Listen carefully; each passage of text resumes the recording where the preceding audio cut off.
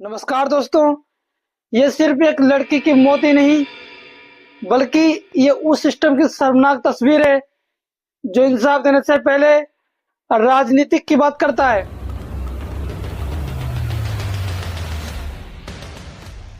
ये है हरियाणा की मनीषा, जिसकी मौत ने पूरे प्रदेश को हिला कर रख दिया है। सवाल ये उठता है कि मनीषा ने अपनी जान खुद ली या उसे मारा गया, और सबसे बड़ा सवाल यह है कि आखिर में हमारे देश की बेटियों की लाशें इंसाफ की गवाही क्यों बनती हैं। दोस्तों ध्यान से सुनिएगा, ये कहानी सिर्फ हरियाणा की बेटी की नहीं बल्कि उन तमाम बेटियों की है जो इस सिस्टम की लापरवाही से चुपचाप दम तोड़ देती हैं। 11 अगस्त की तारीख को याद रखिएगा, यह वही दिन था जब 19 साल की मनीषा, जो शिक्षक थी और अपने गांव से निकली, सपने थे, इरादे थे, हौसले थे कि वो पढ़ लिख कर कुछ बड़ा करेगी। वो नर्सिंग कॉलेज में एडमिशन लेने के लिए गई, लेकिन वो शाम तक घर नहीं लौटी जब परिवार वालों ने पुलिस को खबर दी। लेकिन क्या हुआ, वही जो हमेशा होता है। पुलिस ने शुरुआती मामले में इस केस को हल्का लिया और कहा कि घूमने गई होगी, आ जाएगी, लेकिन वो नहीं आई और उसकी लाश सिंगोली गांव के एक पास के खेत में मिली।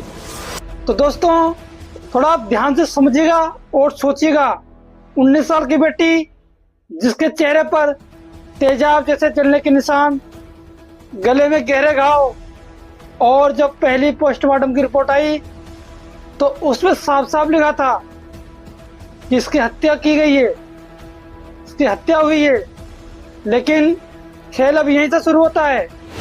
आप समझिएगा कि कोई लड़की पहले तेजाब डालेगी अपने ऊपर या गला काटेगी।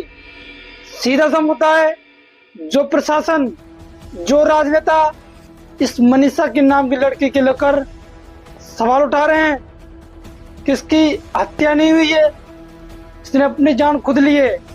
क्या वो लड़की इतनी कमजोर थी कि वो अपने ऊपर तेजाब डाल सकती थी या गला काट सकती थी? ये दो काम वो स्वयं नहीं कर सकती। ना तो आप अपने ऊपर तेजाब डाल सकते हैं और ना ही आप अपने आप से गला काट सकते हैं। हाँ काट सकते हैं, लेकिन ये दोनों काम नहीं कर सकते। दोस्तों पोस्टमार्टम की रिपोर्ट का खेल आप सुनिएगा। जब पहली रिपोर्ट आई तो उसमें हत्या का आरोप था। जब दूसरी रिपोर्ट आई तो बोला गया कि उसने जहर पी लिया, और जब वो तीसरी रिपोर्ट आई तो सबको उलझन में डाल दिया। तीन पोस्टमार्टम रिपोर्ट्स, और तीनों पोस्टमार्टम रिपोर्ट में अलग अलग सच। भाई साहब सवाल यह है, क्या पोस्टमार्टम रिपोर्ट राजनीतिक के तौर पर लिखी जाती है या डॉक्टरों पर दबाव होता है, या सरकारें अपने हिसाब से पोस्टमार्टम रिपोर्ट की तैयारी करती हैं? परिवार चिल्लाता रहा, तड़पता रहा, रोता रहा कि हमारी बेटी आत्महत्या नहीं कर सकती, ये हत्या हुई है, इसकी हत्या की गई है।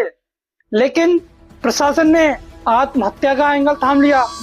गांव वाले भड़क गए, युवाओं ने सड़कें जाम कर दी और लोगों ने कहा सीबीआई जांच कराओ, क्योंकि ये एक लड़की की मौत ही नहीं, उसकी लाश के साथ नाइंसाफी थी। उसकी लाश को लेकर घसीटा जा रहा था। भिवानी और चाकरी दादरियों में हालात इतने गंभीर थे, इतने हालात ज्यादा बिगड़े थे कि प्रशासन को इंटरनेट बंद करना पड़ा। जी हाँ, आपने सही सुना। सोचिए, जब इंसाफ मांगने के लिए लोग सड़क पर उतरे तब प्रशासन ने इंटरनेट बंद कर दिया, बल्कि इंसाफ को लेकर कोई ठोस कदम नहीं उठाया। यही होता है हमारे भारत में हर केस में। लेकिन अपराध रोकने के लिए कोई सख्त कानून लागू नहीं करता। अब आता है सबसे गंदा चेहरा, राजनीतिक। राजनेता कहते हैं ये विपक्ष की साजिश थी, और विपक्ष कहता है ये सरकार की नाकामी थी। जनता सवाल ये उठा रही है कि मनीषा कैसे मरी।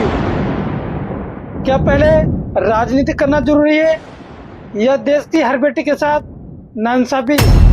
कैमरे के सामने उसका छोटा भाई और रोते हुए कहता है कि दीदी ऐसा क्यों करेगी, वो कभी भी हार नहीं मानती थी, वो आत्महत्या क्यों करेगी, ये हत्या की गई है और मुझे इंसाफ चाहिए। माँ के आंसू सूख चुके हैं और बाप कहता है मेरी बेटी की मौत पर राजनीतिक मत करो, मुझे इंसाफ दिला दो। लेकिन इस देश में आम इंसान को, आम जनता को सिर्फ नारे ही मिलते हैं, क्या कभी इंसाफ भी मिलेगा? 9 दिन बाद मनीषा का अंतिम संस्कार। परिवार ने सब लेने से मना कर दिया, कहा कि जब तक सीबीआई जांच नहीं होगी हम अंतिम संस्कार नहीं करेंगे। 9 दिन तक मनीषा की लाश इंतजार करती रही और 9 दिन तक सिस्टम राजनीति करता रहा। और 9 दिन बाद AIIMS दिल्ली में पोस्टमार्टम के बाद उसके गांव में चिता जली। सोचिए, इस देश में बेटी की चिता तभी जलती है जब सरकार झुके। सीबीआई जांच, जनता के दबाव के कारण जब सरकार झुकी तब सीबीआई की जांच का ऐलान हुआ। लेकिन सवाल वही है, क्या सीबीआई जांच सच सामने ला पाएगी या ये भी केस उस फाइल में दबा दिया जाएगा जो लाखों से पहले ही धूल खा रहे हैं? दोस्तों, ये उस मनीषा का केस ही नहीं, ये उस सिस्टम का आईना है जहां पर प्रशासन भी दबाव में काम करती है। राजनीतिक को देखकर पोस्टमार्टम की रिपोर्टें तैयार की जाती हैं और नेता वोट बैंक को ही देखते हैं और आम जनता को इंसाफ के लिए सड़कों पर उतरना पड़ता है। क्या यही लोकतंत्र है?